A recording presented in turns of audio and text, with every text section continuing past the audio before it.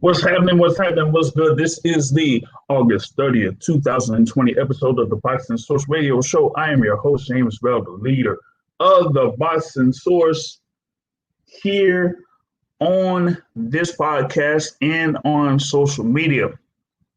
Be sure to follow us on Instagram through the Boxing Source. Also on Facebook. We do have a Facebook page.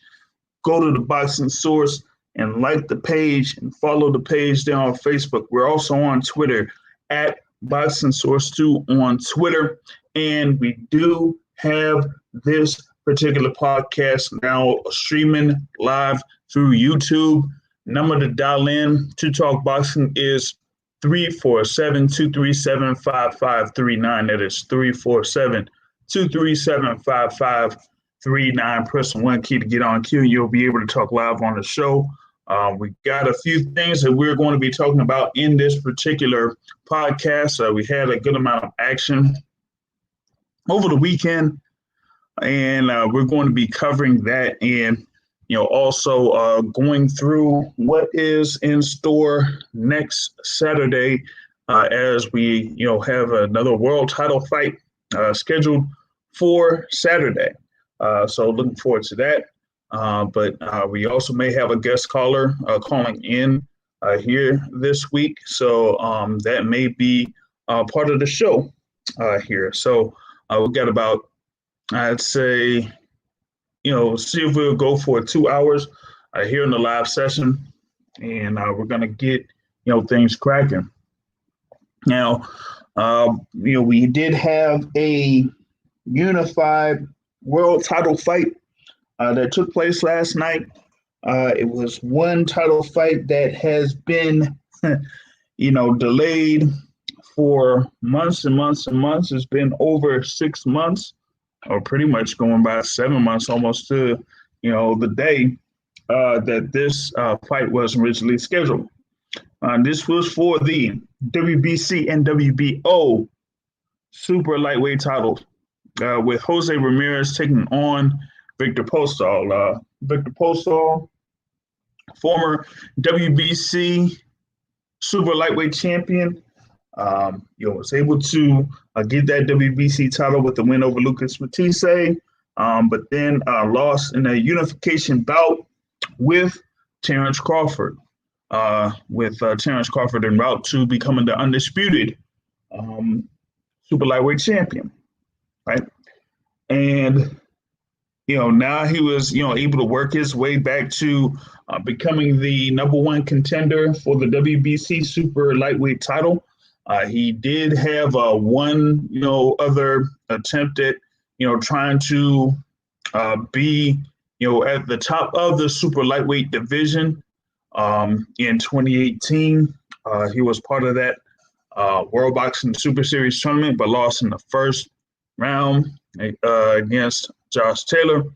And that was like in June of 2018. He lost by unanimous decision in that particular matchup. But then, he was able to, kind of like I said, get himself back into the position of being the top contender there for the WBC title. Now going up against Jose Carlos Ramirez, who, was coming in there undefeated, did have that win over Amir Imam to acquire the WBC super lightweight title after it was vacated by Terrence Crawford. Then, had a string of wins there at 140 that was, fairly impressive. He, defeated Antonio Orozco there and was able to get that unanimous decision win. Then he had his win over Jose Cepeda, who was, they were just one loss, and then had the unification bout against Maurice Hooker, where he was able to win by TKO victory in the 6th round. So within, that string of victories, man, that's, very impressive. And if you also include the the win that he had before defeating the Imam against Mike Reed, right? He's had a string of victories where he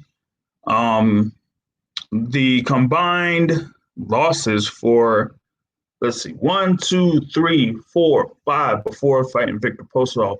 The combined losses that 5 opponents that Jose Ramirez had was 2 losses total from the 5 previous opponents that he took on. So he was able to get those string of victories there within the 140-pound division. And now he was going up against Victor Postol. And I thought it was a pretty good fight between those two. Victor Postol is a very good fighter, very skilled fighter, I would say.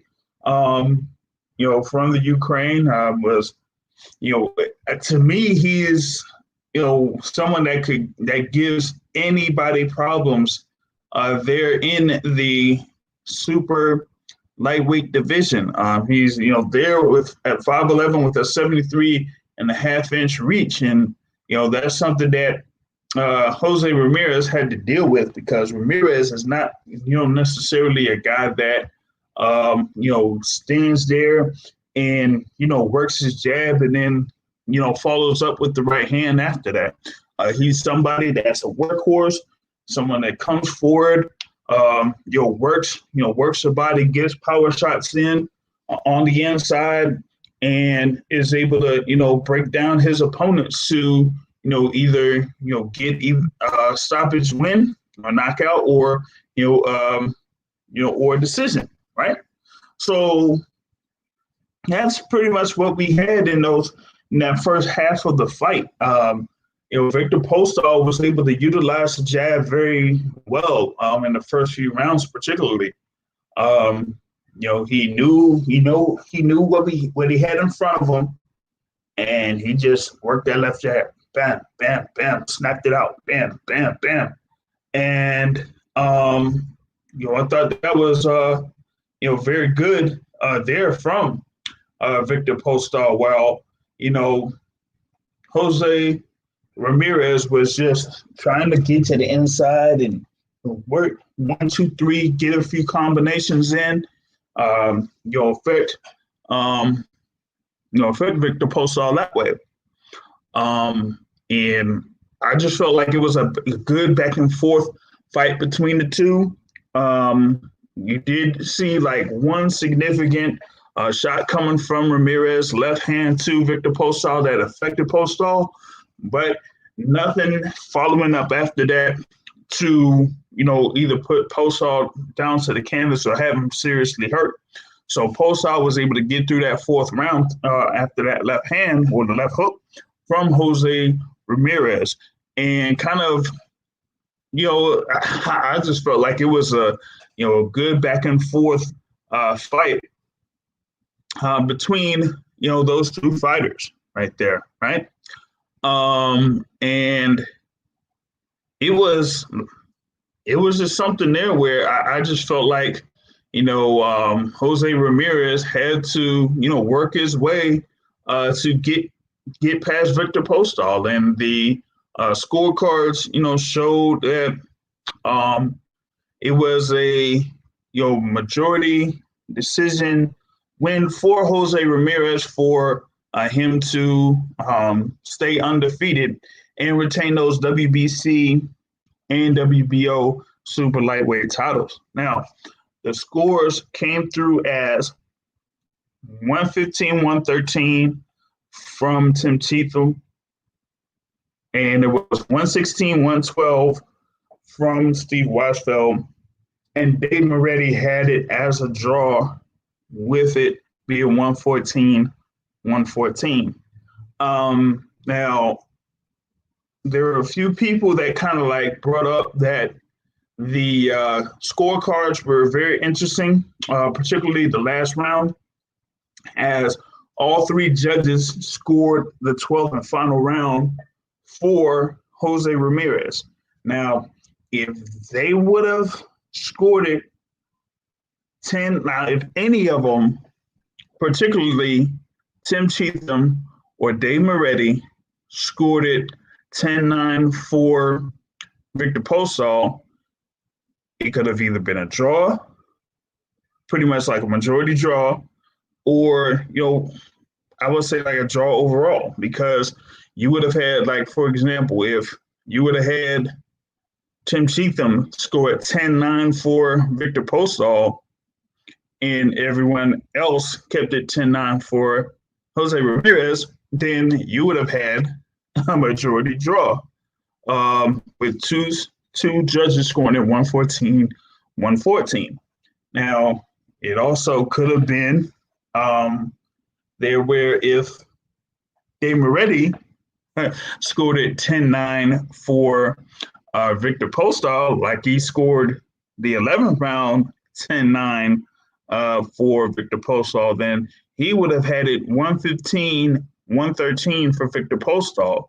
And it would have been, either a split decision or, something where if you have more than one of those judges, Cheatham or Moretti, I'm talking about, if you have more than one of them, scoring that 10-9, then you would have had some different scorecards at a particular fight. But either way, you do have Jose Ramirez there as a victor. He retains that WBC and WBO super lightweight titles. He is on his way to potentially facing the IBF and WBA super lightweight champion there in Josh Taylor. Jose Ramirez was like, it's like it's been a long time since, they were supposed to have this fight. It was originally scheduled for February 1st in China, but of course, what went down with that. And Jose Ramirez, was feeling like, he was in there, like it was cold. He felt cold in the ring. That he just doesn't, he said, I just got to lose confidence in myself and stick to what I do best in box. Let my hands go and not hesitate too much. I think there was a little bit of hesitation throughout the fight. So he feels like he was not as aggressive there in, this particular fight like he was beforehand. So that was one of his initial comments after the fight. He also felt like he was like in a sparring session. He felt like he could have made the fight a lot easier in his favor, but he's like, it's a learning lesson there. But I don't think he's kind of given Victor Postol as much credit as, Postol is a very tough and very skilled fighter. Got someone from the 202 area code calling in.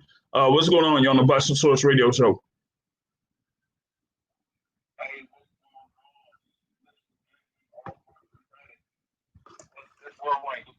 What's good, my man? What's good?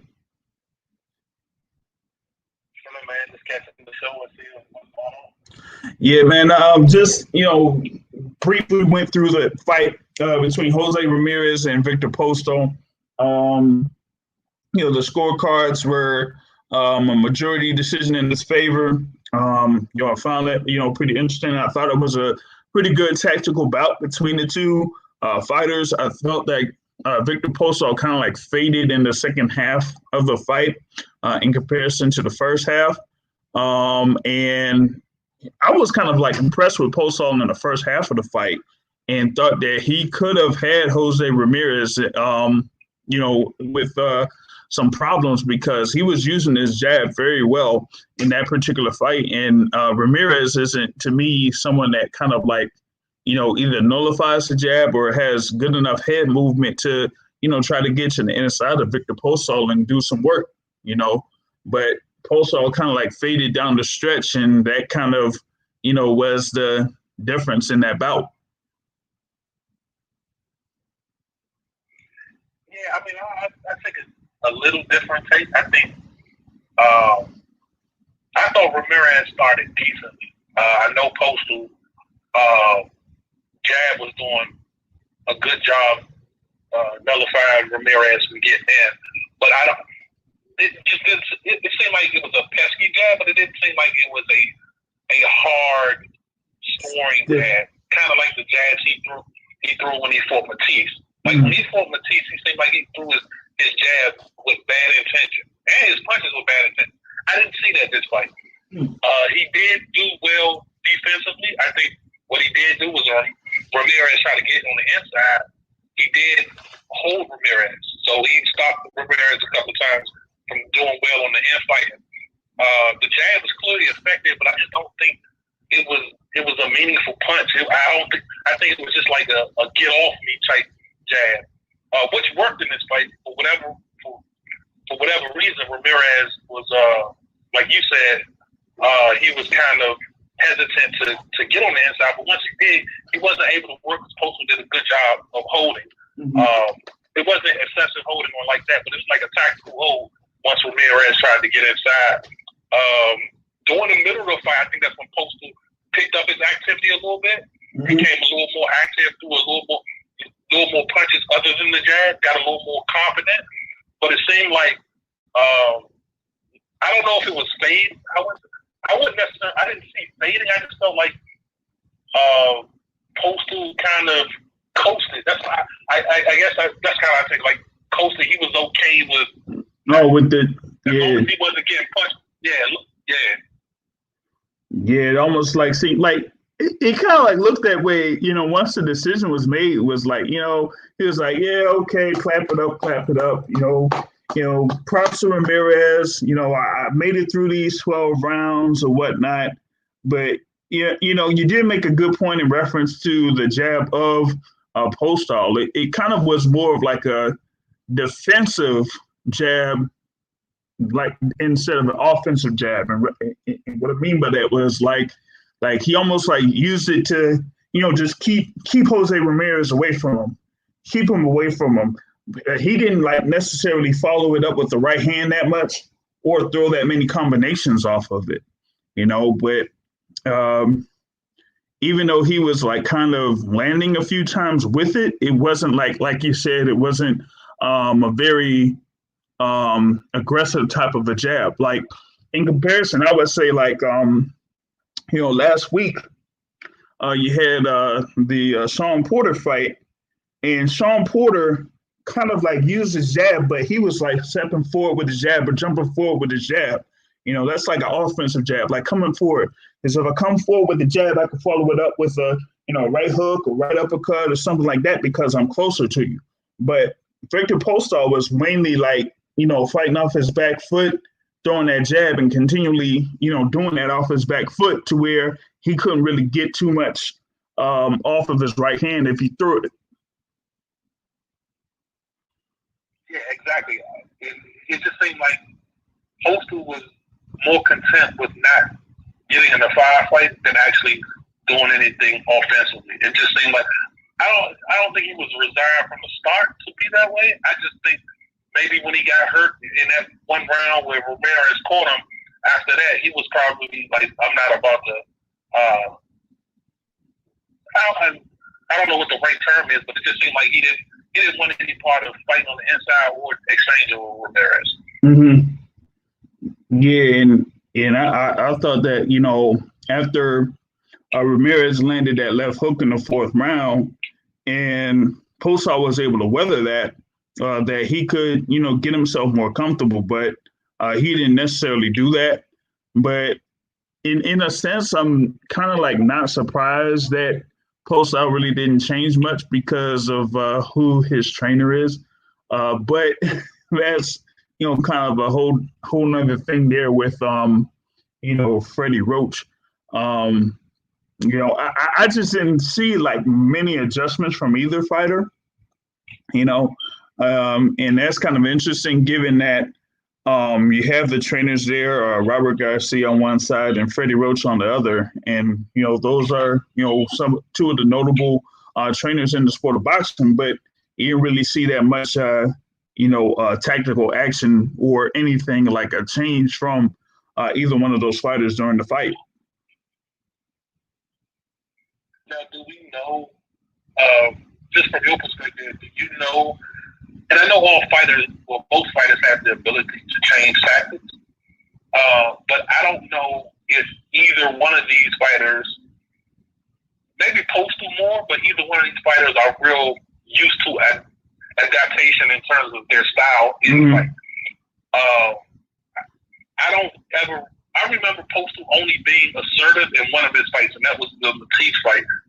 He was a more primal version. I don't know what tactic made him fight that way in that fight, but in the Taylor fight, in this fight, he's not offensively motivated sometimes. Right. And for Ramirez, he's not necessarily defensive minded a lot. It just seems like his style is to come forward, and I think that's maybe the reason why neither one of them maybe changed their tactics, because I think both were comfortable being where they are, and I didn't think Postal was willing to risk it to win the fight, and I don't think Ramirez, he may have thought they needed, to change their tactics because they're the ones coming forward, they're landing the hard shots. They probably just thought, hey, if we both teams probably thought if we keep the same style, I don't necessarily know what Postal's team was thinking in terms of fighting that type of style of fight and think they won't get the decision. But I can understand Ramirez not changing his tactics. Yeah, I feel you. Because, like, if there's nothing that Postal is doing for Ramirez to kind of, like, change things up, then he's like, it's almost like if it's not broke, why fix it? In the case of Ramirez. Got a caller in there, 205, area code. What's up? You're on the Bison Source Radio Show. What's going on, James? World Ranking. Mike Grady calling out of Atlanta. How y'all fellas doing? Doing good, man. Doing good. I just, World Rank kind of like said it, man. Like, it didn't seem like either fighter really changed things up. What they wanted to do in this particular fight, and maybe Victor Postal was kind of like glad that he got through 12 rounds or something. I mean, what do you think? I think that from the point that I heard Warren say when I got on was he didn't see many adjustments from the coaches. I'm going to ad-lib and add in more than what he said, but it was more so like, do what you're doing, keep pressuring, just do this, and your will will overcome. It was just that kind of thing versus a Virgil Hunter who will tell his fighter, all right, keep going to the body. When he does that, make sure you slip right here and throw the left hand. Some type of tactical adjustment. But what I will say, have you seen any of those trainers in many other fights do just that? Make tactical changes in mid-fight where they told their fighter, so this is not working. This is a strategy that we're going to try now and do this. Have you seen Freddie Roach do that with Manny Pacquiao when at times Manny Pacquiao needs to change stuff up, or, Garcia where let's say like Mikey Garcia, needed to change something up in a Errol Spence or, whatever type of fight. Like, have you really seen that? I would say I'm thinking about Mikey Garcia's fight against Rick the Model Marchal. Jesse Vargas. Like if he really, made any real adjustments in that particular fight. And after scoring that knockdown, I didn't really see that many adjustments there for him to like kind of finish off Vargas or anything like that. Actually, he like the way that he kind of like went through that particular fight. At the end of it, he almost got himself in trouble and almost got himself seriously hurt by the time that last round was coming to a close. So yeah, for guys like Robert Garcia and Freddie Roach that had notable fighters under their stable, they don't necessarily kind of like stand out as far as like giving their fighters pointers to adjust in between rounds in the fight. So I am not taken away from Freddie Roach's ability to prepare a fighter pre-game for what the fighter needs to do, from looking at tape and then preparing the fighter with predefined motions on how they need to, go about attacking the fighter or attacking their opponent and things like that. I'm saying I'm not taking away from his ability and, world-class ability to do that and prepare a fighter on the front end. But mid-game, I think that's another level of coaching where the coaches are able to do that, to see what's going wrong, what's not working from the plan, and to tell them to deviate or alter or change it a little bit and see how that works, or notice something and tell them to implement that. I think it's another level of coaching where you have the coaches who are able to do that, and those are better coaches, and they typically get more out of their fighters than what the fighters, even themselves probably have. I'm not trying to be funny when I say this, and again, I'm not trying to take away from these fighters, but a lot of times, a lot of those, even both of those trainers get pre-made fighters, get fighters that already have, either the amateur background or they came from another coach where they already had all of the skills. Didn't Virgil Ortiz under what's his name? Yeah, he's under Garcia. And so I would wonder who had Virgil Ortiz first, and was it Freddie Roach? And before Freddie Roach, who had Virgil Ortiz before then? Somebody else had him before either of those two guys got him, and they did what he needed to do to help his initial foundation. And that foundation is what makes those guys better than the next guys. But then when you take a guy who has, a great foundation, and then you match him with a guy who has an equal or even better foundation, they're not able to win those things unless they get that, lucky, not gonna say lucky, or unless they get that big shot that ends the fight. Are they able to break a fighter down, sort of like how Andre Ward did with Kovalev and Kovalev 2? That was probably the best performance I've seen a fighter take in terms of implementing a strategy and, just working on it. But in terms of the two fighters, this is probably my second fight watching, not Postal. What's the other guy's name? I'm sorry. Ramirez. So this is my second fight watching Ramirez. If Ramirez get a boxer in there who has a little pop, who can move, who can, don't get me wrong, Postal can box, and that's why he was getting those clean shots. He was getting pretty clean shots and landing, and at times it looked like he was buzzing Ramirez. But if he can get a boxer in there who has a little bit of pop and who knows how to command the ring and know how to just do that without sort of just being okay with being the number two in the dance, because Ramirez was leading the action. He was controlling the action. Postal was getting off good shots when he indeed let his hands go. But first 4 or 5 rounds, he just was throwing his left hand. He didn't start throwing his right hand until the middle round, and they were landing.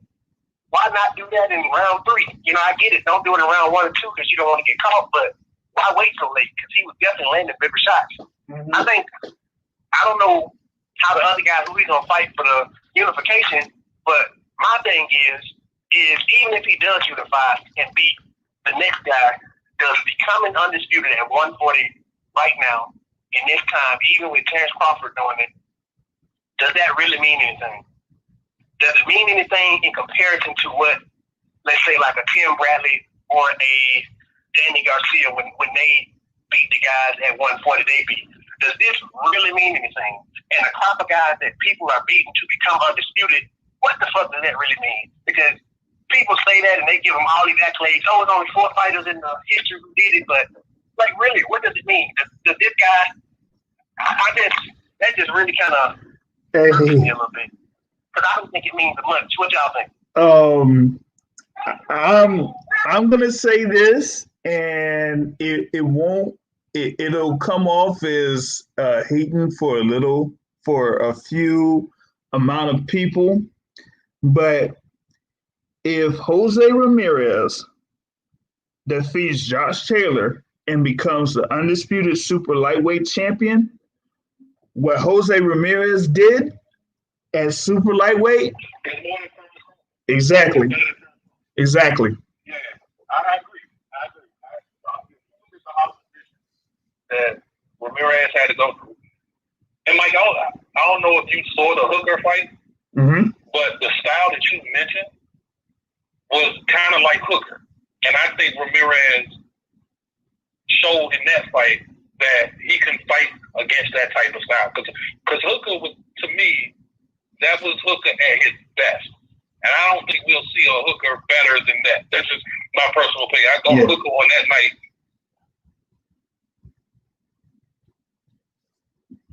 Yeah. And quite naturally, I obviously didn't see the fight. I didn't watch the fight, so I would need to go back and look at his big fights. But the guy I saw yesterday against that post-star, I really wasn't that impressed, to be real, because he seems. I couldn't. Like, I feel what you're saying, right? But from that fight, he seemed limited to me. What you saying now? No, I mean I see what you're saying on there. Going off this fight against Victor Postol. But kind of like before y'all got on, I kind of like went through what Jose Ramirez, his resume was, right before he won the WBC super lightweight title that was vacated by Terrence Crawford. So he beat Mike Reed, who was 23-0. Then he won the vacant title against Samir Imam, who was 21-1. Then beat Antonio Orozco, who was 27-0. Jose Cepeda, who was 30-1. And then Maurice Hooker, who is 26-0-3 at the time. Then you have Postol, and after that, he'll be fighting Josh Taylor, who's at 16-0. So out of all of those guys, like the total amount of losses would be, just 4 losses off that run alone from all of those fighters. So that's going to be a serious run there at 140 if he's able to do it.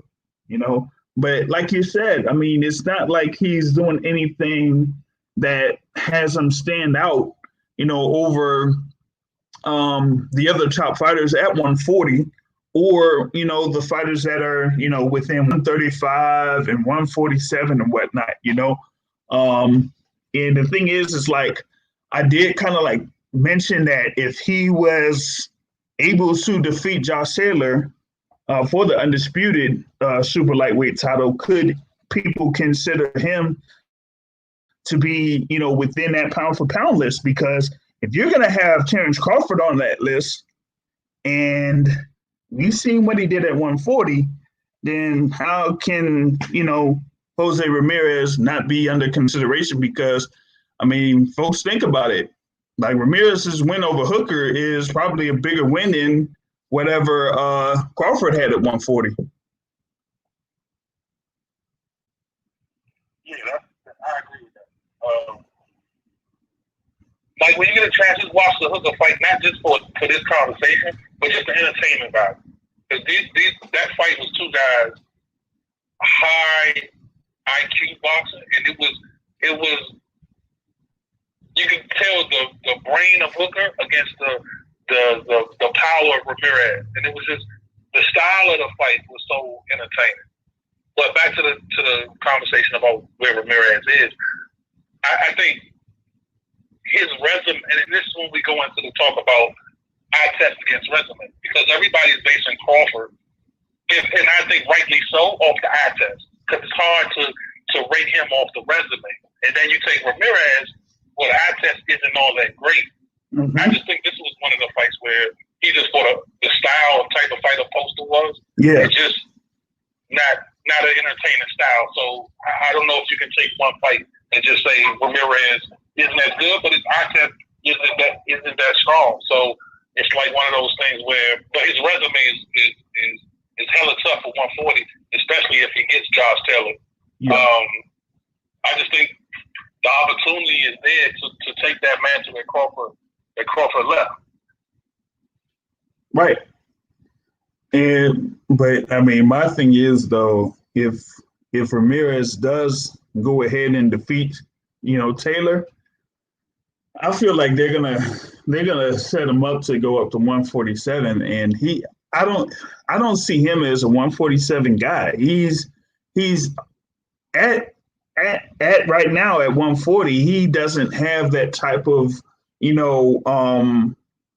like you said, with the eye test, that he could move up to 147 and do something. I think that if he moves up to 147, he might be, significantly slower.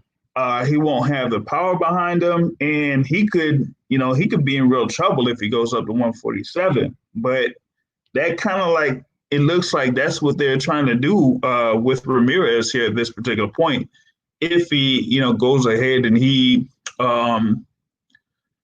fights Josh Taylor and wins. But I've also heard that the WBO top contender is trying to get himself in to, say, hey, I want my mandatory shot. So I don't know if this fight between Ramirez and Taylor is going to happen, by the end of this year, because that's what, Bob Arum is planning. But if they, have this WBO thing going, then I don't know. But like one person said, the WBO could stand for the World Bob Organization, so they might say, hold off on that mandatory there real quick, so we can have this fight. So that's what they had there. They had like one other thing going on during the fight. They kind of had some talk, and that was, what was it, about 5 rounds in or something. They had a little bit of a quarrel between Andre Ward and Tim Bradley.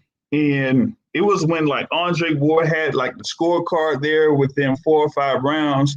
And after if it was like after 5 rounds, he had, Ramirez up 4 rounds to 1, where Tim Bradley felt like, Victor Postol was either, ahead 3-2 or, it was like 3-2 the other way. So it was like a lot of people felt like Andre Ward didn't necessarily, kind of like see the fight the way that most other people did see it. And then the other thing was that he kind of made a comment about Josh Taylor, saying that, he doesn't think that Josh Taylor is that good of an inside fighter. And that's what really, got people triggered, especially those fans in the UK. But I mean, it is what it is there. It's Andre Ward. He don't really, watch that much tape anyway. So what are your thoughts about Andre Ward's comments during and after the fight?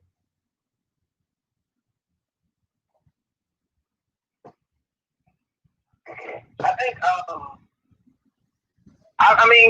think it is very tough to call a fight while scoring it. It's hard enough to score a fight. But if you're giving blow by blow or whatever he is, if he's not the blow by blow announcer, if he's giving commentary on what's going on, it is also very difficult to objectively say who you think won the round. When in most of the rounds, in a lot of the rounds, it was a lot of jab versus follow you around, throw a hook, throw a body shot. It was.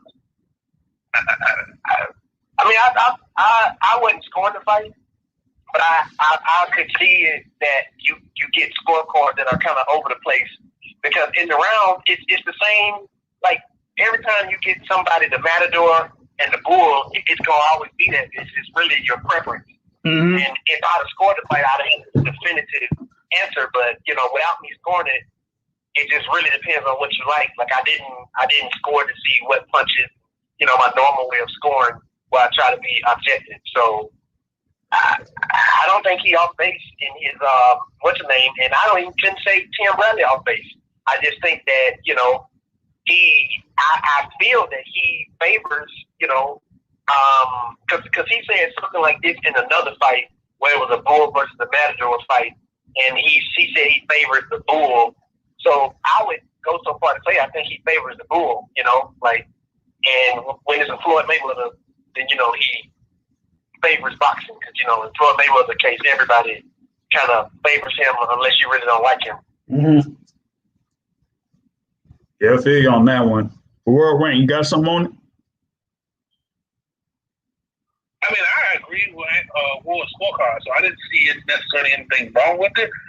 And this just goes to show how subjective scoring is. I mean, like I said, there's not a person on this who follow boxing, who enjoy boxing, don't have a card from way back when, or a recent fight where it's all from everybody else. So right.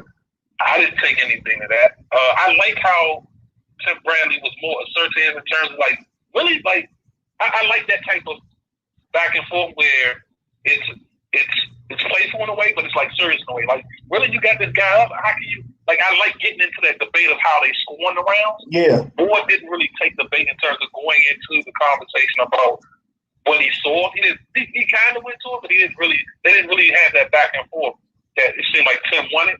So I kind of like that from Tim, the aspect. He was like, really, you got it this way? Like, how do you got it this way? Like, and Ward was right because the scores kind of favored Ramirez other than the draw. So Ward was kind of right in the way, like he saw Ramirez up.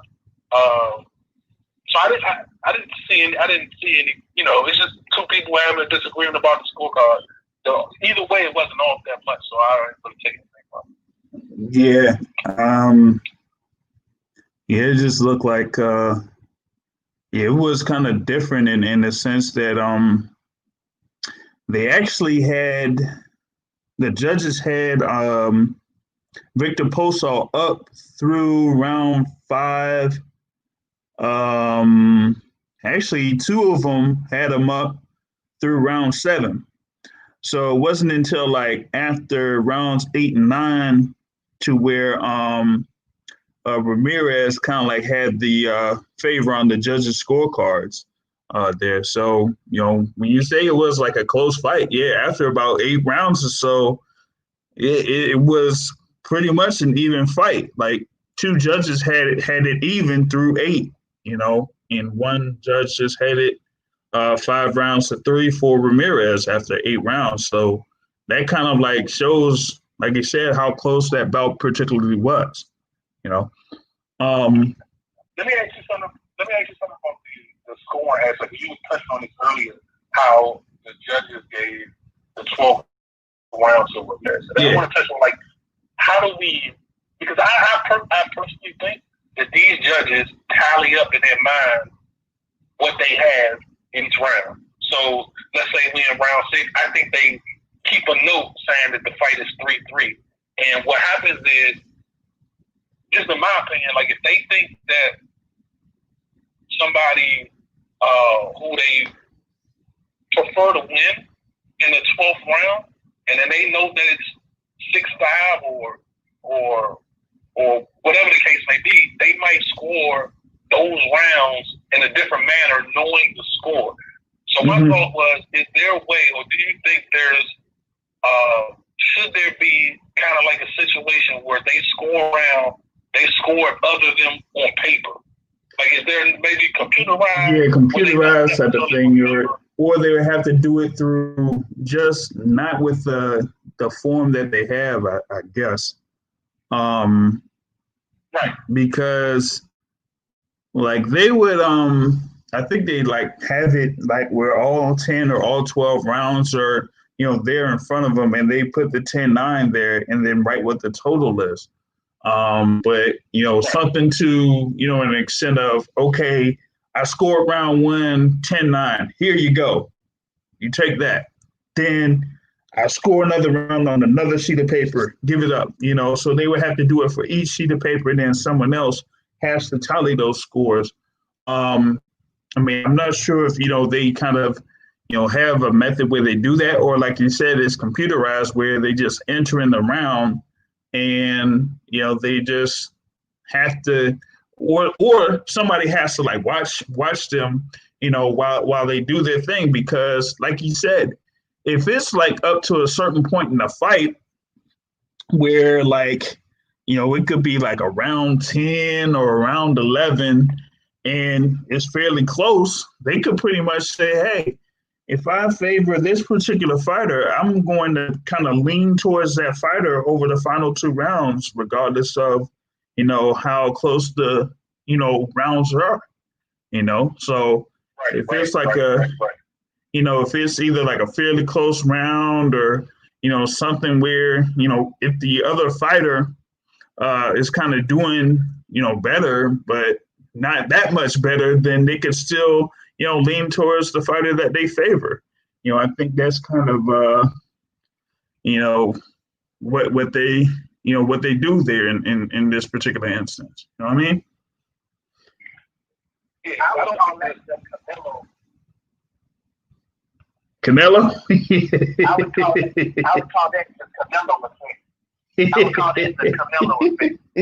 Yeah. Because very much so, if you let's take Canelo out, even though that is the Canelo effect, but if you as a judge favor a fighter, and or if let me not get into all of it, but if the promoter take you out to dinner, do all this stuff, put you up in the hotel, fly you down, and all this other stuff, and you don't have a round that's big for the opponent, and it's a close round, realistically, with all this stuff, knowing good and well that if you have a close round and you don't score it for the whatever fighter, do you know in your mind that they won't bring you back down and do all this stuff, and or they won't bring you to judge fights anymore for this particular promoter if you don't do it and they have a close round and it's very subjective in terms of who won the round and you don't score it for the house fighter. Mm-hmm.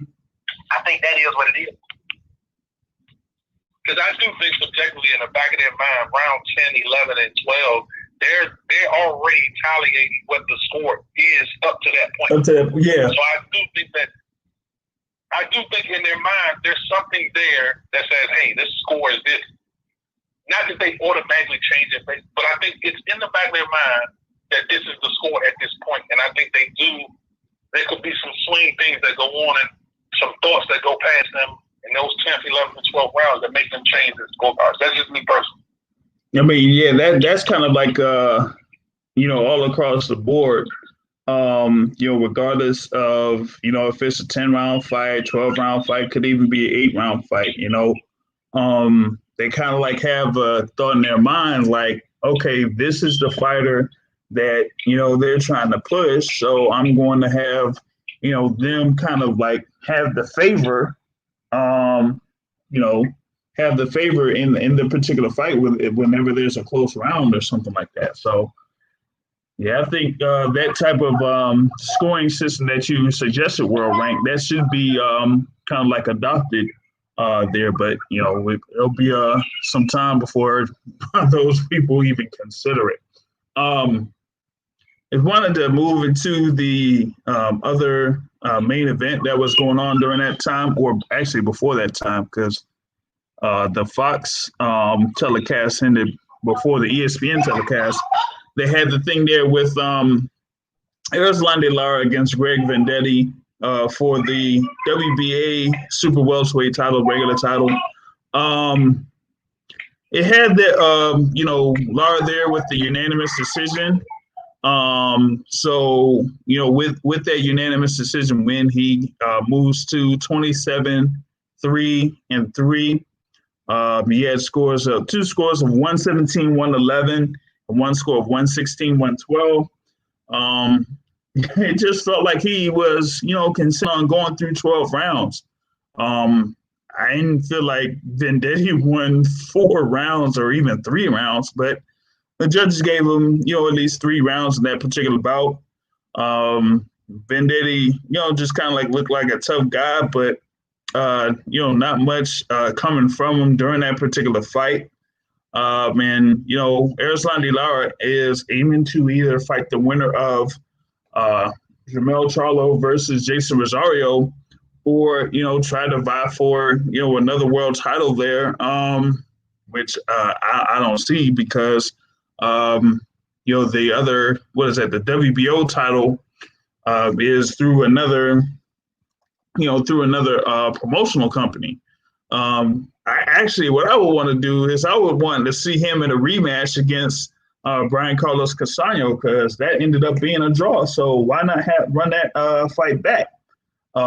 Either that or have a rematch with Jared Hurd there. So we'll have to see what goes on in that particular instance. And in the co-feature, they had Alfredo Angulo against a replacement opponent there in Vladimir Hernandez, as Caleb Truax had to, be scratched due to an illness. And Vladimir Hernandez was able to get a unanimous decision win 8-2 over Alfredo Angulo with a whole bunch of punches being thrown in that particular bout, like over 2,300 punches total in between both of those guys. So, but nothing from Alfredo Angulo that really rocked Hernandez, and same thing on the other side. But I felt like even with Hernandez kind of like being the last minute opponent in that particular bout, I just felt like he should have done a lot more. To me, I felt it was closer than 8 rounds to 2 because Hernandez just couldn't do anything to keep Alfredo Angulo from coming forward at him. But the judges felt like he just won every round but 2 of them. So that's mainly what we saw in that card from the co-feature and the main event. So any thoughts about Erislandy Lara or that co-feature bout with the last-minute replacement there of Vladimir Hernandez getting the win over Alfredo Angulo? So the Lara fight, man, like you have not necessarily talking about the fight, but just the setup and how everything goes. Mm-hmm. You have a Fox platform. Yep. And I understand the co-feature, one of the main guys drop out. I get that part. Yep. But to put that on as the main event on a Fox main event, just put it on there as a lead. We talking about Greg Vendetti. We talking about a guy I've never seen before. I've never heard, and this is me, a hardcore boxing fan. I've never heard of this guy. I've never saw this guy. Why is he in the main event on my TV talking about a bogus world title fight? Like, it's crazy. Like, you did this to me last week with Porter and Formella. Yeah. Man, come on, these guys. If you gonna put Laura, or you gonna put Porter in the main event, give me somebody that's gonna give them resistance and that's gonna make it a good fight. Don't get these 2 guys cannot. And I love Porter. Don't get me wrong. Lawrence, he's been around, world champion. He's done his thing. But these guys are not fit to be main events with those type of B-sides. Yeah. It's just crazy. To be honest, bro, I didn't even watch the fight. That's how, man, I looked at the opponent and like, man, we're going straight to ESPN. Straight to ESPN Plus. We're not even playing with Laura right now. Yeah. Like, I saw the Angulo fight. I think the judges was like, in the middle of that fight, they was like, man, we want to give it to Angulo, but this dude is so done. Yeah. Like, we can't even have him fight no more. We not even going to allow him to win this fight because he looks so done. Like, this dude, I don't know how he beat Quillen. Quillen was done too, but I don't like. Yeah, but he should have beat Angulo of all. Like, come on, like, how do you not beat Angulo? Man, you let this dude come in straight from I don't know, the back door and look like going Juan Manuel Marquez uppercuts. Come on, bro, you just get hit with everything, bro. Like, this dude, oh man, I don't know who he was in with. Looked like they just put them up off the street, but he was schooling Angulo ass. I was like, where they get this dude from? Like, yeah. The fight was at super middleweight. These dudes, like, they was junior middleweights, just like just coming in off the street. Like, I'm like, these dudes 168. Man, that whole card was just like, I ain't even watched the Lord fight by Angulo. Yeah. Man, I don't even want to see him fight no more, man. It was sad to watch. Like, yeah. It was a time in the fight where I thought he was going to stop Hernandez. Hernandez was doing like, I don't know, he was doing like this herky-jerky stuff. Yep. But he was hitting Angulo with everything he threw, man. It was crazy, bro. Man, looking at that particular fight, it just looked like they weren't super middleweights, like you said, because, I mean, you had the thing a few weeks ago with Benavidez and Romer Alexis Angulo, right? And they look like super middleweights, but these guys, they look so short, man. I thought they were like,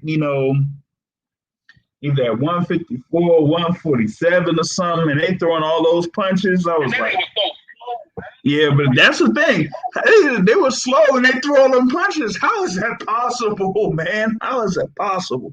Yo, but but like you said there with Angulo, it's like it's kind of a good thing that they didn't give him the win, because if they did, either they would have him going up against Truex later on down the line, or worse yet, they would have him going up against a more viable, um, you know, more viable guy in the super middleweight division, and he would have gotten blasted if that was the case.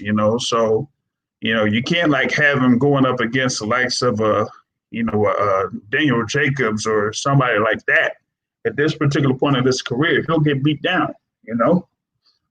So I kind of like felt like that was something. And like you said there with the Laura Vendetti, man, like Fox, this is Fox, right? And like you said there with the Porter Formella one, like, I mean, I'm watching Porter because it's Sean Porter. I'm a fan. I'm a super fan of Sean Porter. You got Mike Grady on the line. That's the vice president of the Deontay Wilder fan club. But some people would probably call me the president of the Sean Porter fan club, because I would be watching every Sean Porter fight. I don't care, man. He comes out there, he comes to fight. But in that particular matchup, I felt like Sean Porter kind of reminded me of Tim Bradley, in a sense, in that he does smother a lot of his punches, and I've said that about Sean Porter a lot. But in that particular bout, I just felt like he could have stopped Formella in that bout. But with Laura, like, Laura should have been able to wax this dude. Like, I don't know who he is. Like you said, I don't know where he came from, but Laura got to be able to wax that dude, because if you're, supposedly a world champion and you're going up against this guy that not very many people know about, then you got to wax him. If you're supposed to be up there with the likes of a Jermell Charlo, Jared Hurd, Julian Williams, Tony Harrison, you got to be able to wax guys like these. And he wasn't able to do that. And it kind of like seemed like he was, content to go through 12 rounds. And that can't really work. Even though he's, at 37 or whatever it is, he just got to be able to just say, you know what, I'm going to just show that this guy does not belong in the ring with me. And that's what he should have did. And he didn't really do that. No doubt. Yeah, I don't think I would ever.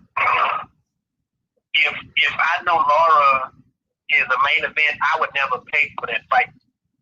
Like, as y'all said, Fox didn't do themselves any favors putting Laura as the main event, because if he doesn't have a guy who brings it to him and has the ability to bring it to him, it's gonna be a boring fight. And I'm not trying to do the whole what they tried to do to the other Cuban who break people's jaw, the jawbreaker, Rigondeaux. Yeah. Because Rigondeaux's fight at least be interesting, because when he hit people, you like, shit, can this motherfucker really hit that hard? And so it's just, I couldn't wait for the other telecast to start, and I literally stopped maybe 1 or 2 rounds just to switch it over to ESPN and World instead, because I couldn't, like, I was like, they got to be kidding me. Like, this is boring. And even the Sean Porter fight was kind of boring to me too, because if you have people who don't have much resistance, it just kind of is what it is. The dude was, moving the whole time, trying to, I'm going to say go so far to say he was trying to survive, Yeah. In the Sean Porter fight, and the same in this fight. I wouldn't say he was trying to survive per se, because he definitely was bringing the fight in this particular fight, but it was just boring. So I switched it over to the other fight, which was more exciting than this one. But the Angulo fight, I said exactly what World Rank said, but I said it 2 fights ago when Angulo was getting hit and it looked like he was getting concussed off of one punch. Like, from what y'all said, I didn't watch the fight, but from what y'all said, the dude didn't have the power to necessarily hurt him, or maybe he did, and Angulo looked really bad. But for the last 4 fights, Angulo looked very, like, from the Canelo fight on, every fight Angulo has been in, he has looked like a man who's like one concussion away from really being hurt. Because you can already tell he done had like 1 or 2 concussions, and they seriously should not let this man fight anymore. So him losing is a good thing. But you know, if they need to propel some, you know, young star, who do you think they're gonna throw in with? Somebody like Angulo. And you know he's not gonna turn down the payday, and though they may give him a little bit more money to entice him to come back in. But I'm glad I did watch the fight, because I've been saying again for the last 3-4 fights, I don't want to see this man get hurt more than what he's already been getting hurt. I just really think Fox could have done better with this telecast, man. It just, they normally do, you know, better, but you gotta have the in-between ones to get people fights. All right, and this is and this goes to you know, what I've kind of like brought up over the past couple of weeks.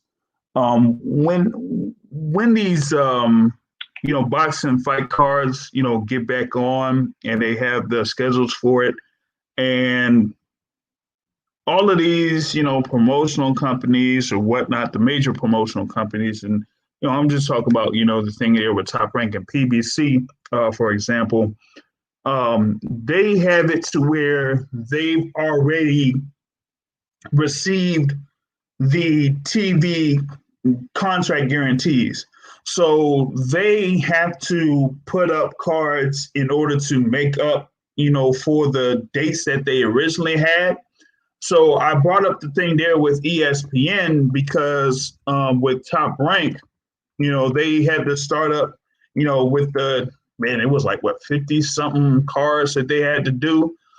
So when they started the thing there in Las Vegas, like, that's where we got those type of cards. But, you know, now it's like, you know, they're catching up, and now you kind of like see them having a few bigger events, you know, nowadays. But in reference to this thing with Fox, when we kind of like talked about the Showtime schedule, we were like, Showtime schedule, you know, seems, you know, good. I mean, you got these main events, you got, you know, the stuff with the pay-per-views and everything. So then, you know, we were looking ahead for the Fox schedule, and when the Fox schedule came out, we were like, this is kind of, you know, average at best or whatnot. So when you talk about these Fox cards, I mean, you had the Porter Formella main event. Now you have this thing with Lara against Vendetti.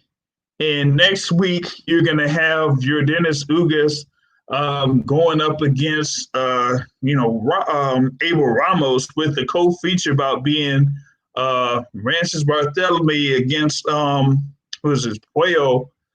And that's not looking all too hot there either. But I want to see if we have somebody that could kind of like defend these schedules.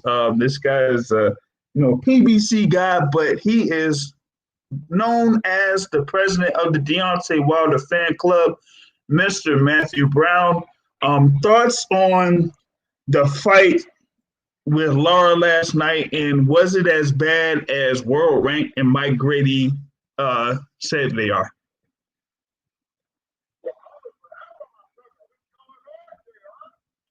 No, it wasn't as bad as everyone said it was. I gotta be honest with you. I said on my Twitter that one thing Fox could have did on the production side was pumping the crowd booing, because they would have made Lara feel at home. Because it was such wow. I was like, what the fuck is this? I gotta be honest with you. I didn't even sit through the whole fight. I just turned the TV on Fox, and then I left my house and went out. You know, I did my PBC job. They got my ratings. You got the ratings, you know? In.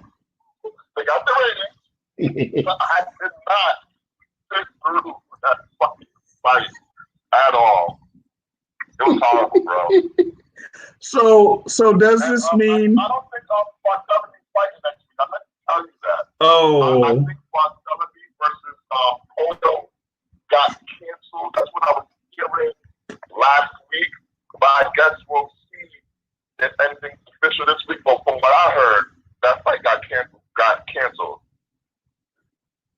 You just say polio. Yo, come on, man. Oh God. It's it's polio, but oh man, I don't know, man. Oh, it's not polio? Oh, No, my bad. no, My that's bad. I'm not even gonna go here. All right. Back to this thing with Laura. This is like Laura versus Gaucher when they had all of those super welterweights on there, and they made Laura versus Gaucher the main event over Charlo versus I mean, you had the thing there with Charlo against Lubin. You had Jared Hurd against Austin Trout. And you mean to tell me that you're going to have Laura versus Garcia over both of those? Oh, man. Al is very loyal to Eric Lara, all right? The American Dream. Laura has Wait. been, yes, he was one of the originals that stayed with him, okay? And he's one of the guys that has always been loyal to Heyman, and Heyman repaid him. This man made $500,000 last night. Okay? $500,000 for a TV fight, and he's not even a draw. Okay?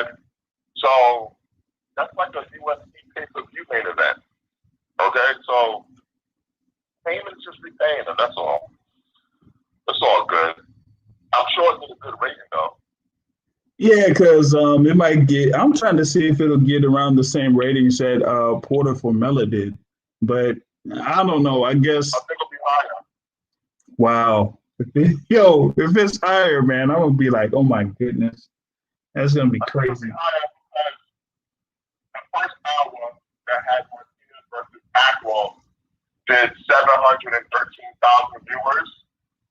The second hour with Angulo versus Hernandez did 826,000 viewers. So it looks like they were picking up audience as the show was going on. But you have to remember, NBA was on ESPN last night. It wasn't on regular TV. Yeah. Okay? The only thing that was on regular TV was NASCAR, which is not the same audience. So I think the basketball audience, who are some of them are broke and ain't got cable, they was probably watching the fight instead. Hey, them cable bills, man. Gotta keep up with those cable bills. I mean, they ain't giving folks breaks for the cable. They're giving breaks for electricity, but not for cable, there, buddy. Shoot, but. But I thought you would have had some other joke for Harris Landy Lara talking about, yo, Dusty Rhodes should be ashamed that this guy has that nickname or something.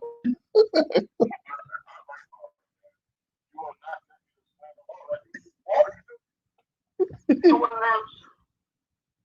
good. Okay? When you put him in against one of these no-hopers, it's just like, he can't be exciting.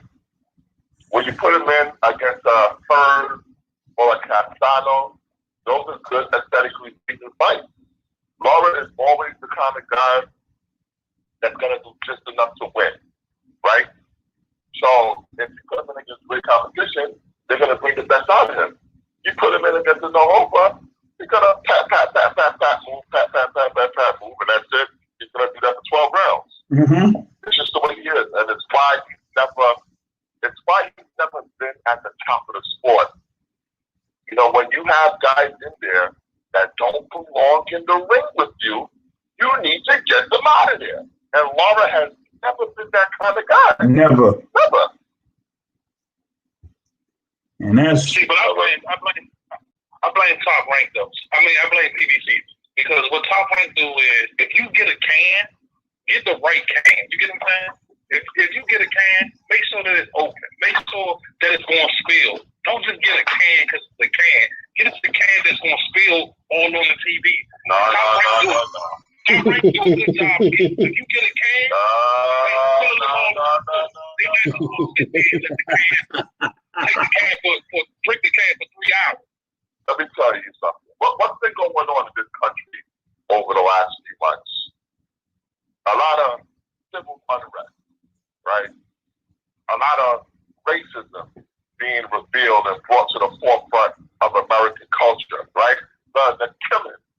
of unarmed black men, the shootings of unarmed black men, right?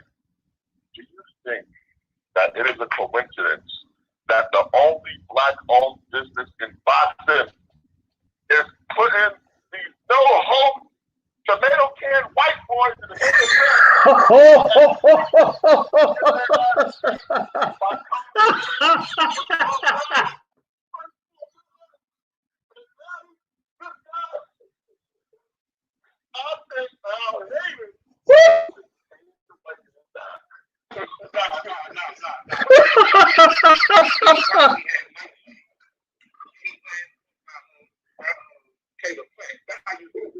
If you gonna get that type of can, get that type of can.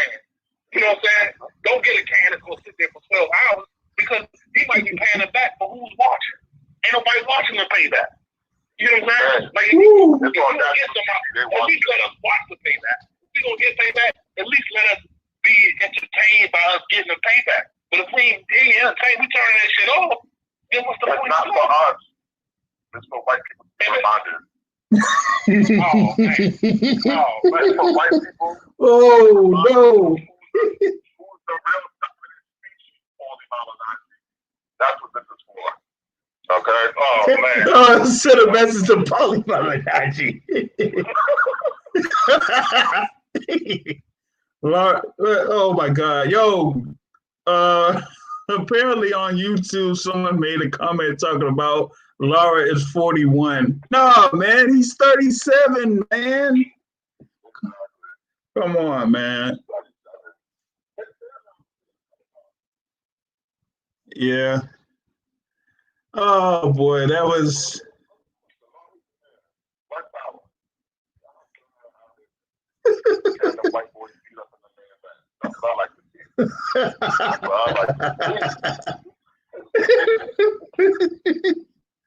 Oh, Jesus. But what about this thing here with the Fox schedule, man?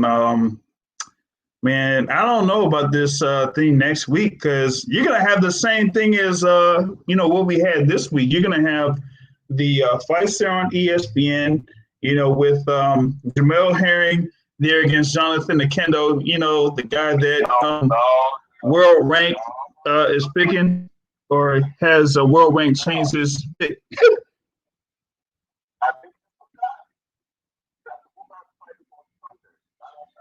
Oh, so we're gonna have some semi-live coverage on for this Ugas versus Ramos thing, and well, actually, oh shoot, yeah, that's gonna be a tough little thing to pull off there.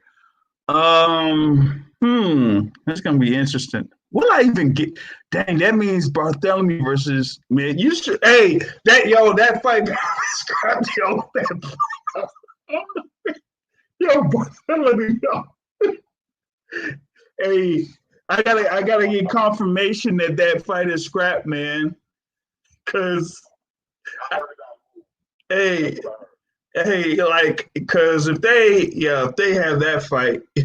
I don't know if I'm going to be doing live coverage of that particular fight. Well, but yeah, I got to support the brand, but I don't know, man. You got the whole thing there with, on Saturday with Jamel Herring that's going to be on. So Cold Steven Nelson's going to be on. Jared Anderson's going to be, in that fight card too. So, that's going to be a little bit interesting there because I'm going to try to get, hey.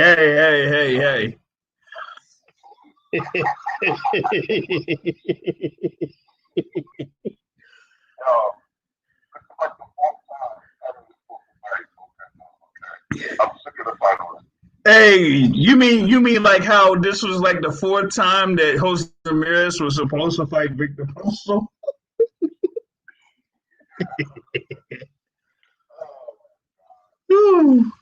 Wow. But over there, that fight would have happened. The problem is he doesn't sell tickets, so they try to take the fight to China.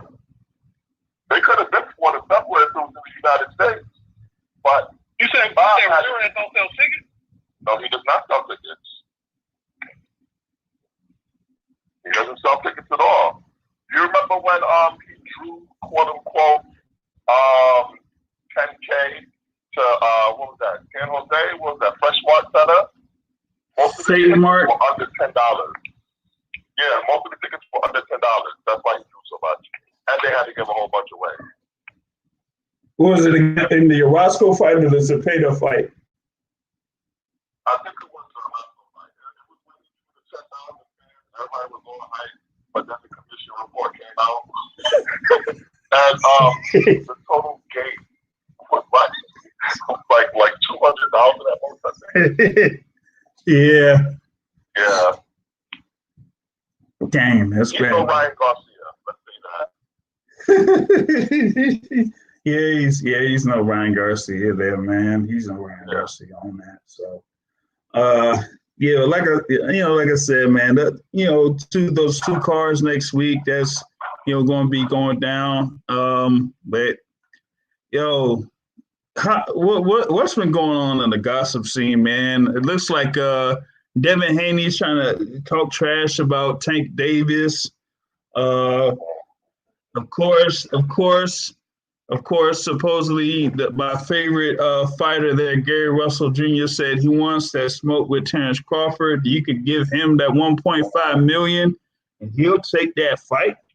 Which I'll say, well, shoot, I don't care if they offer Kell Brook 1.5 or 2 million or 2.5. Send that 1.5 over to Gary Russell Jr. I'd rather see that fight. I'm sorry. Yeah. Because he made like 1.5 to beat a Hugo Martinez. And he got about around that same amount for the Tuksa Young Bayar fight.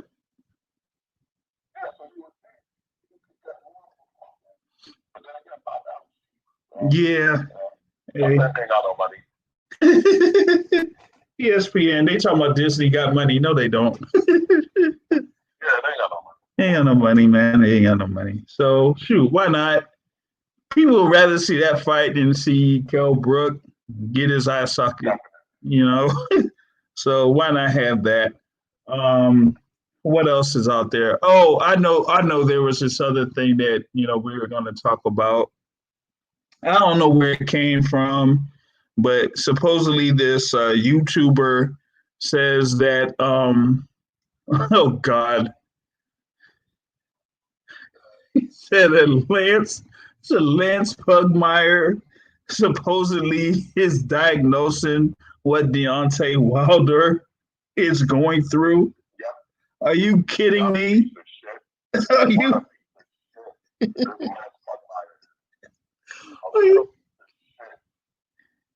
Are you kidding? Like, am I not mistaken? Or wasn't Deontay Wilder saying that he is getting certification for diving or whatnot? So, and that was, what's that? Okay, but he was out there diving as of last week. So what is this about him being silent and, not doing anything, or like what? Like, come on. There's a situation of why the media attack Al Haymon for years. If you're not giving these motherfuckers interviews and sound bites, then they want to bury you in the public. And for Lance Pugmire, mind you, this is the same Lance Pugmire that wrote that piece of shit column about Clarissa Shields when he says, "Oh, Clarissa Shields, she's not well liked among the media," and sources are saying. Who's the source, motherfucker? It's only you fucking crack-ass crackers talking amongst each other. Don't say it. You motherfucker. Okay?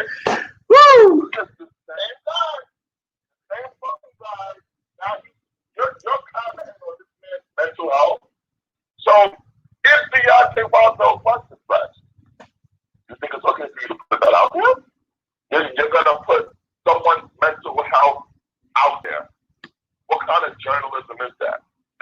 don't read the Athletic, and they sent me a deal where I could get like 90% off, I still say it's too expensive.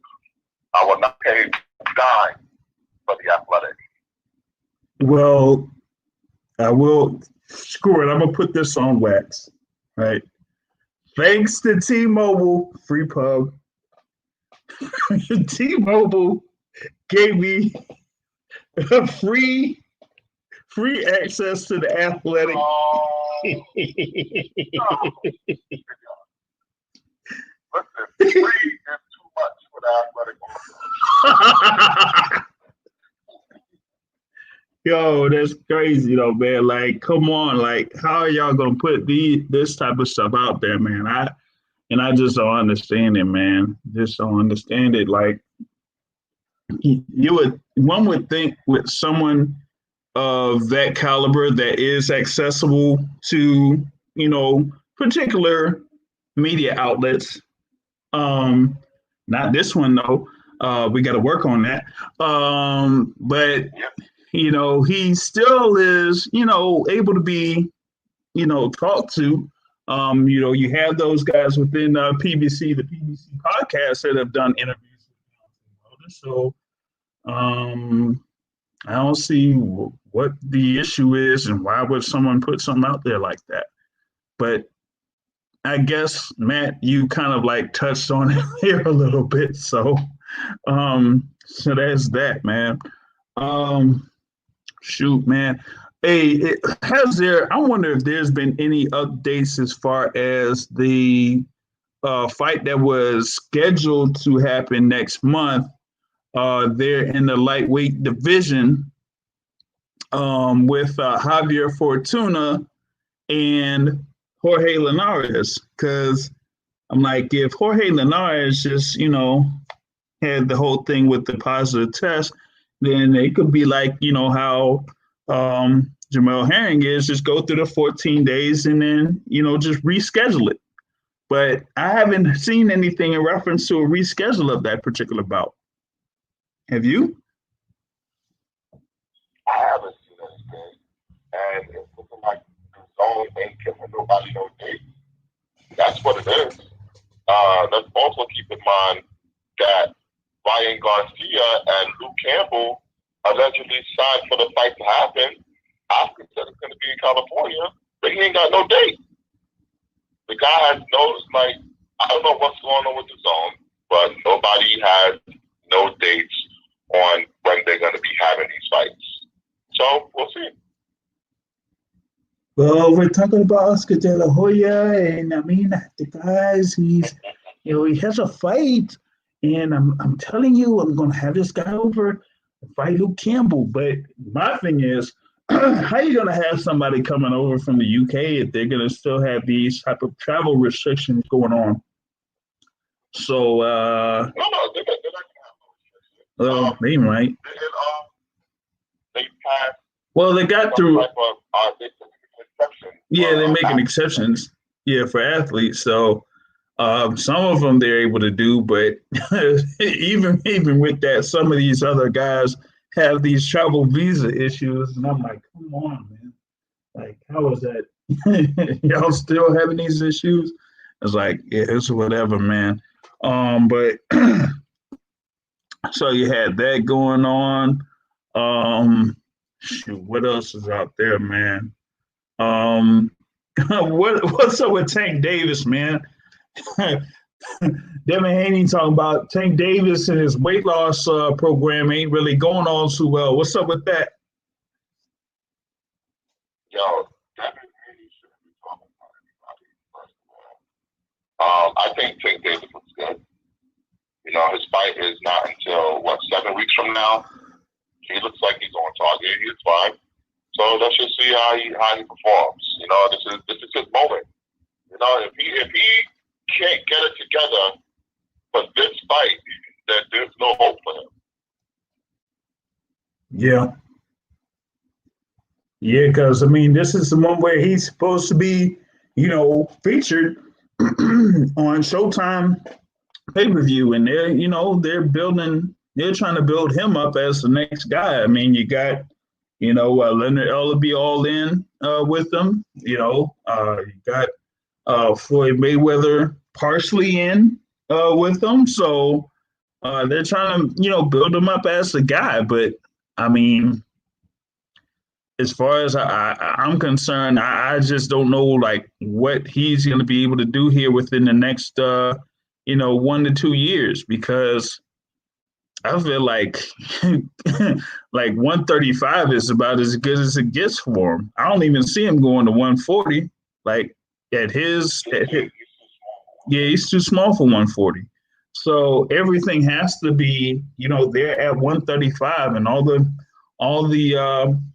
fights that they were trying to do got to be at 135. So I mean, more power to him if he's able to, keep that going. But for this particular matchup against Leo Santa Cruz, he has to make 130. And I said, once this thing was announced, with both of those titles on the line, that gives him leeway to not necessarily make 130. So he'll make it. Okay, he'll make it. So. I gotta just ignore Devin Haney. All the outside noise. I'm just waiting for this all access, because Showtime's gonna do the all access. That's probably why Floyd has stepped up his public appearances with Tank. It's gonna be for the all access. This is his time to shine, man. He's gonna show out, and I think he's gonna announce himself as the next American star in boxing. The next American star in boxing there. Well, we'll have to see, because they're trying to build up the thing there for having, I guess, him against Ryan Garcia being the next like pay-per-view pretty much that super fight type of deal there between those two. And I think that's going to be this generation's big event, so to speak, like the Floyd Mayweather versus the Oscar De La Hoya of this generation, I guess. There, so they're kind of like building that, building up towards that. So we'll see how that materializes right there. But I haven't really seen much else as far as like any new fights being materialized or being worked on or anything like that, man. Just never right. Oh. Oh, you mean Navarrete finally getting someone that's actually able to fight him, because Magdaleno didn't want to fight for 100 grand, or as they said in the Top Rank telecast the other day, they said it was like 200 grand, and Magdaleno passed on it.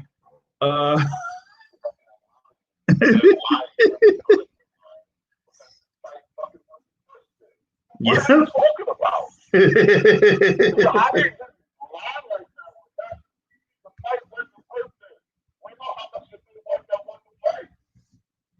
Oh my God. We're talking about Top Rank that showed Vasyl Lomachenko's record to not have a loss. So, when they do that, then hey, they could talk about what offers were supposedly sent out or not there. So yeah, you do have that. Man, you know what? I haven't even heard when the Josh Warrington fight is supposed to happen.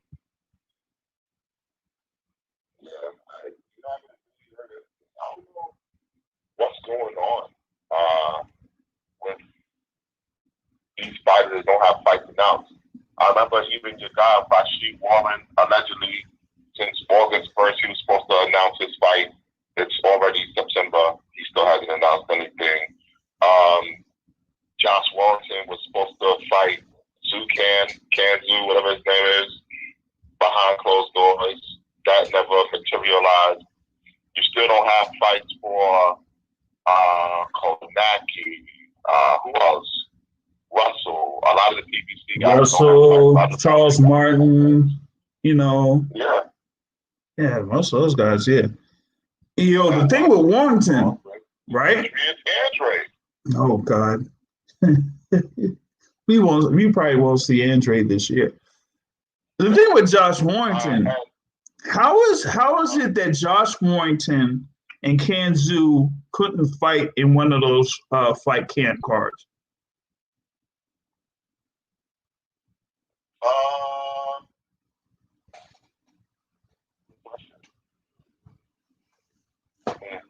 What's going on with Eddie Hearn? Maybe he's not getting those dates. Shimon, motherfuckers! Oh.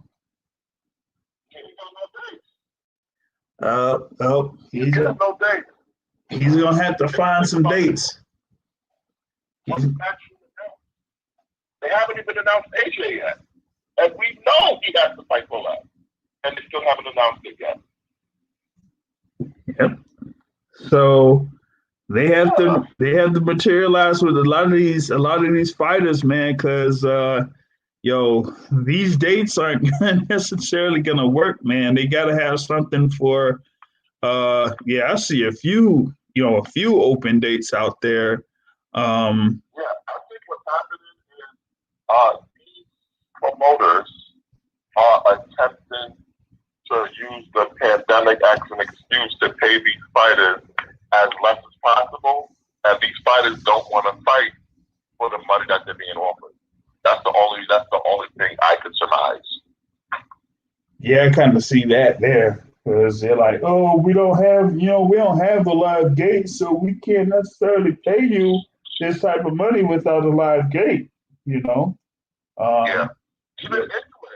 doesn't have a fight gate yet, and he was supposed to be some big fight for Top Rank.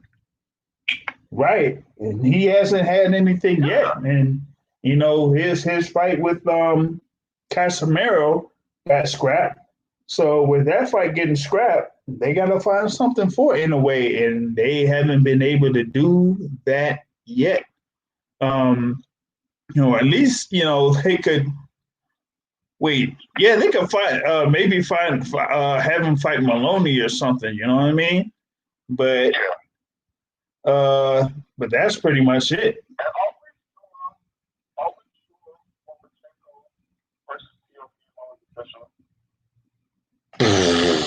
No, because if it, nope,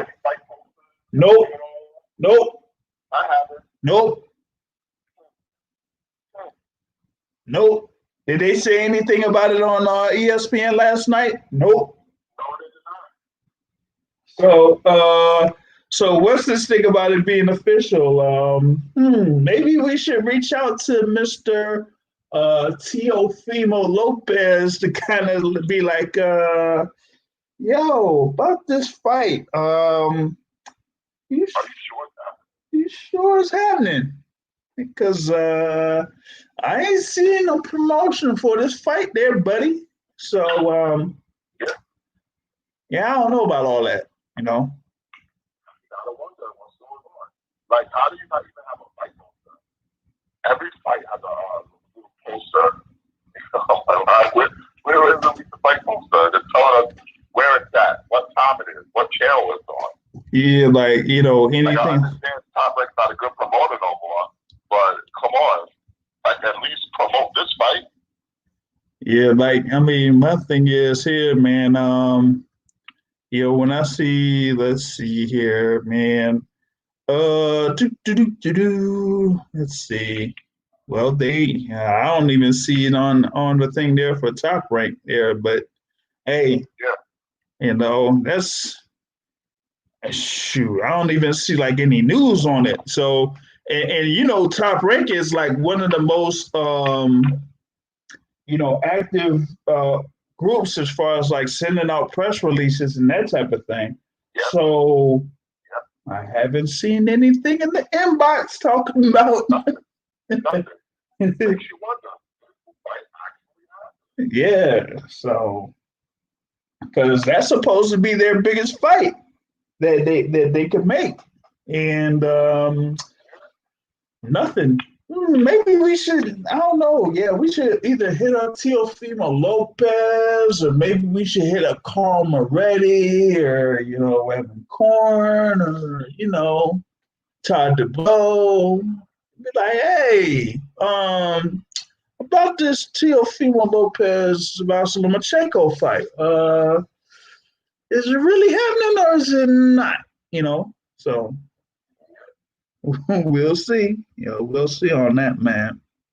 But yeah, that's pretty much what I got here so far this week, man. I'm looking to see what else is going down, but like I said, I'm working on seeing what's going to happen for next week, and then the following week, the 12th, the 13th, the September 13th. After those fights, I'm gonna see about having one of those guests on because I'm working on having Jared Anderson on the show here in the next couple of weeks. So we'll see about making that happen here. So that's pretty much what I have for this particular episode of the Boxing Source Radio Show.